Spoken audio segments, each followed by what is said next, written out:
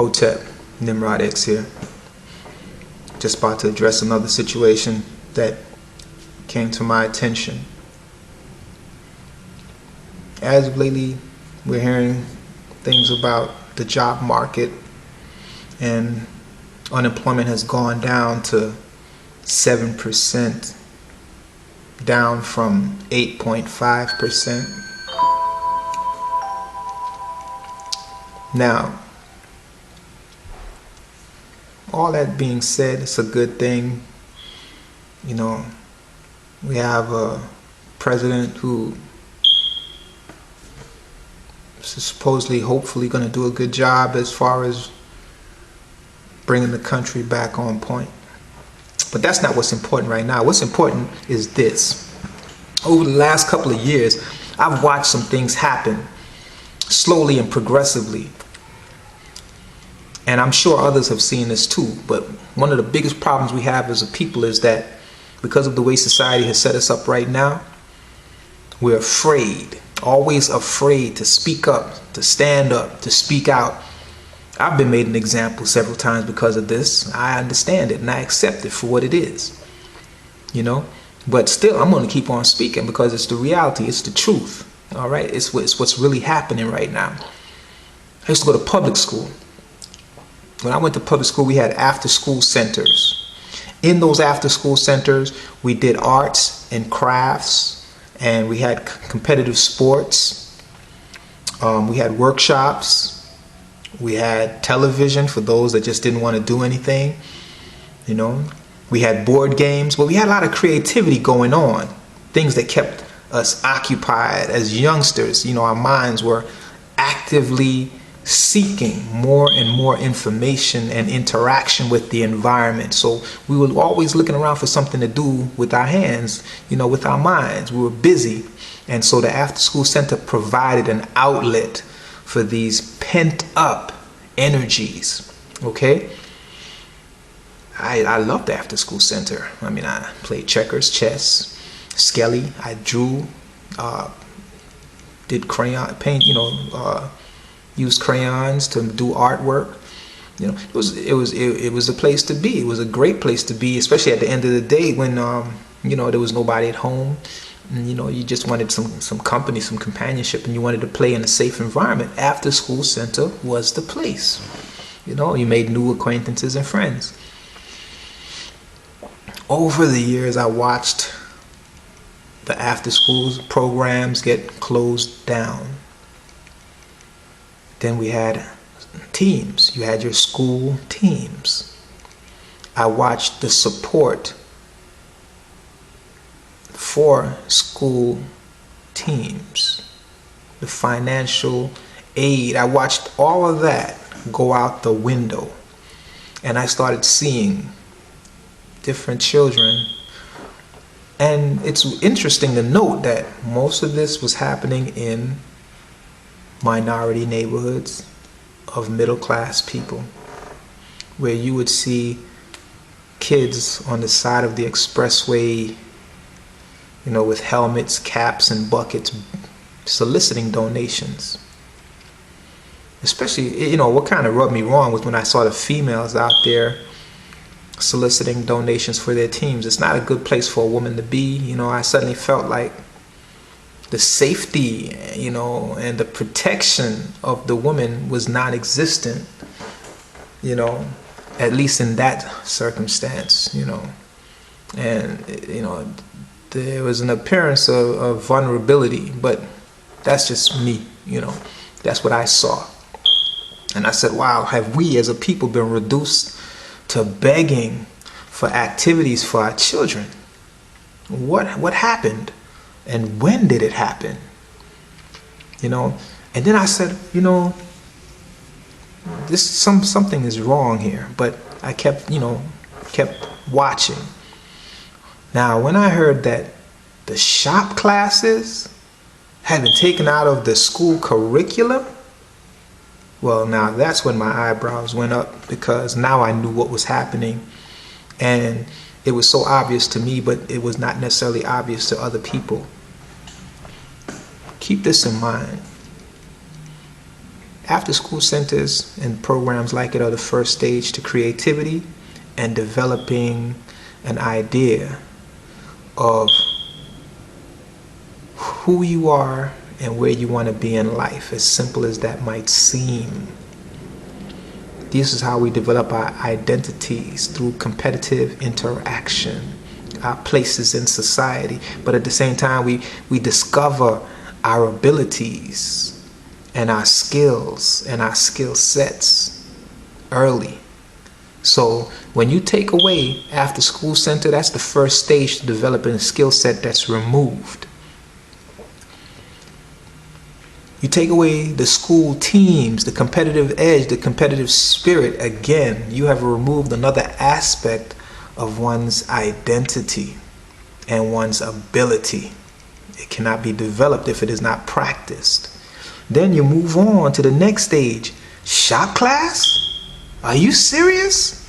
So that means stuff like home economics, where male and females discover whether they have an aptitude for cooking, creating different types of foods, and possibly moving on in life to become a chef or a caterer or something of that nature. You know, you have ceramics class. So again, you take away one's ability to mold and create different things. Then you have wood shop. So the future carpenters, home renovators, contractors, again, will never discover their talent. Print shop. So our future newspaper editors or bookmakers, you know, or what do they call those shops? Like Kinko's or Staples or whatever these shops are, where they do printing and editing and graphics work.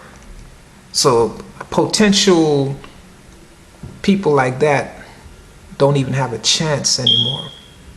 Do you see where all this is going? But now here's what's happening. So now you're taking away all of these things. Electronics shop, you know, where you like I said, future electricians or computer programmers and engineers, even the computer workshop where computer and data analysts, the whole nine, everything. You're taking away all these shop classes.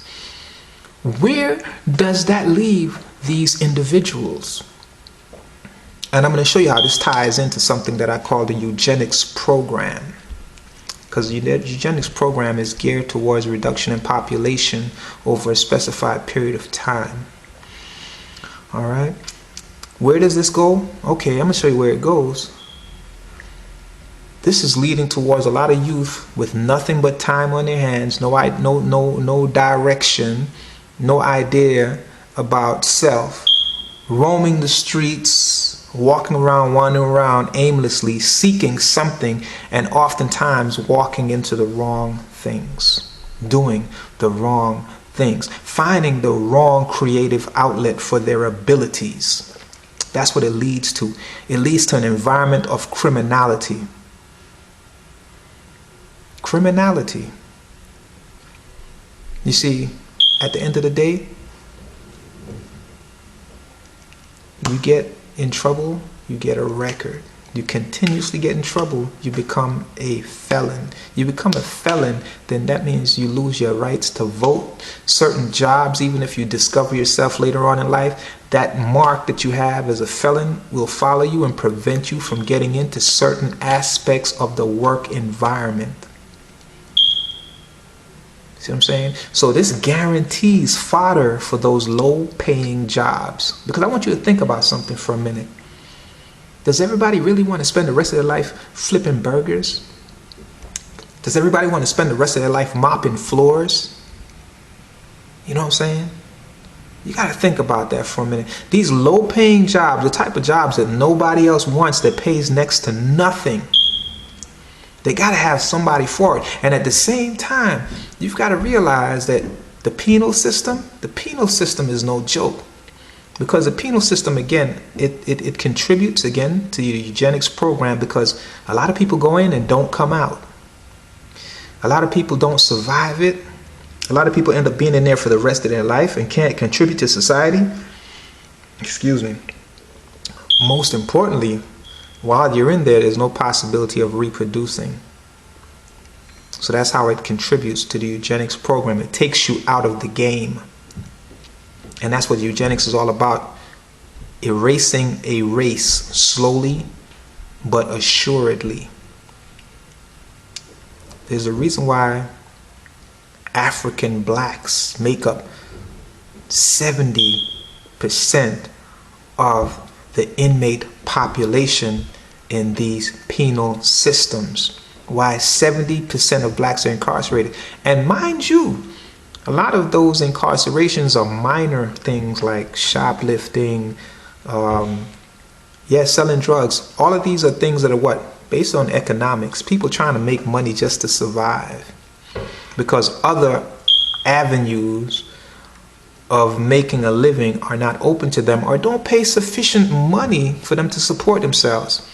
One of the biggest things about this system that has changed over a period of time, and it's important to keep this in mind, is that there was a thing called minimum wage. Minimum wage was supposed to be the least amount of money a human being should work for and still be able to support themselves. Supporting yourself means being able to buy food, being able to clothe yourself, and being able to shelter yourself from the elements. That's what minimum wage was supposed to be able to do. You tell me right now, what job do you know of that will pay an individual minimum wage and allow himself to support himself? Now, I don't know about minimum wage doing that. I don't know about minimum wage doing that for anybody. Or else I think a lot of people would be happy to work minimum wage, but then there'd be a lot of people living by themselves independently instead of having to have 4 and 5 people in one apartment all trying to contribute to the rent just to stay out of the cold. So again, a lot of statements, a lot of terms just don't mean jack anymore, and minimum wage is one of them. There is no such thing as minimum wage. It does not exist. Minimum wage is just a label placed on the least amount of money that any company or corporation should have to pay an individual. That's all it means. It doesn't mean anything about supporting yourself. It doesn't mean anything about clothing yourself. All it means is the least amount that they should have to pay for slave labor. Let's keep it in perspective. So that is why you have a lot of individuals that will not try to work, at least not legally. That's why there's so many drug dealers out there. That's why there are so many, I hate to say it, but so many pimps and prostitutes out there. And the same people that are trying to cope, see, this is the sad part about it, the same people that are trying to cope with the inhumane circumstances under which they live often try to escape by doing what? Taking drugs. And then you get arrested for trying to escape. You see, that's what I'm saying. This is not a system where they see that you've got a problem, they want to help you. No, the system doesn't give a damn about you. You are just one facet of the system, and that's all that matters. And the system has to maintain itself by any means necessary. You know, and it's sad. You have so many people taking drugs, you have people prostituting, and yet and still there's no outcry to solve this problem, because the problem doesn't need to be solved as far as many in the higher up positions are concerned, because you are fodder for the system. In other words, you are what keeps the system going. Because if you look at it, we're in a disposable society. Everyone and everything in it is disposable, because the minute that thing is eliminated, something else comes to take its place. This is all part of the eugenics program operating within this matrix. I can go into more detail, but at this point, all I wanted to do was address the fact that it's a setup as far as the employment market is concerned. You know, you actually have, and I'm going to be honest, this is the part where I come real sincere and explain to you why certain things are the way they are. They took out the shop classes out of the public schools because of one thing. Too many black kids or middle class kids. When I say black, I shouldn't even say black. Too many minority kids in minority schools, in minority communities were using the shop classes as a catapult to get into the different industries.